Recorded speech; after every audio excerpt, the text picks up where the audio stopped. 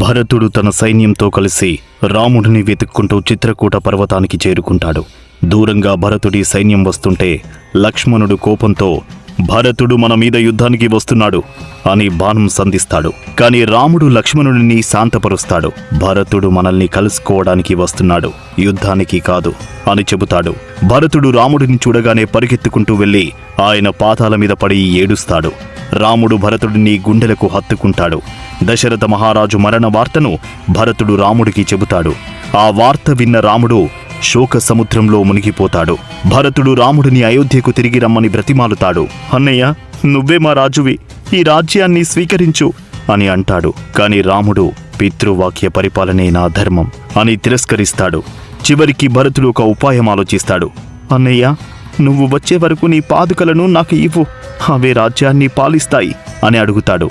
రాముడు తన పాదుకలను భరతుడికి ఇస్తాడు. భరతుడు ఆ పాదుకలను తన తల మీద పెట్టుకుని కన్నీళ్లతో శపథం చేస్తాడు. అన్నయ్య, నువ్వు వచ్చే వరకు నేను ఈ పాదుకలను సింహాసనం మీద పెట్టి నీ సేవకుడిలా రాజ్యాన్ని పాలిస్తాను. నువ్వు 14 ఏళ్ల తర్వాత తిరిగి రాకపోతే నేను ప్రాణత్యాగం చేస్తాను అని అంటాడు. భరతుడు అయోధ్యకు తిరిగి వెళ్ళాడు. కాని ఇక్కడ రాముడు, సీత మరియు లక్ష్మణుడు అడవిలో ఇంకా లోపలికి వెళ్తారు. అరణ్యకాండ మొదలు కాబోతోంది. అడవిలో రాముడికి ఎదురయ్యే ఆ రాక్షసులు ఎవరు? సీతాపహరణానికి దారితీసే ఆ విషపు ఆలోచన ఎవరిది? అది రేపటి ఎపిసోడ్ 14లో చూద్దాం.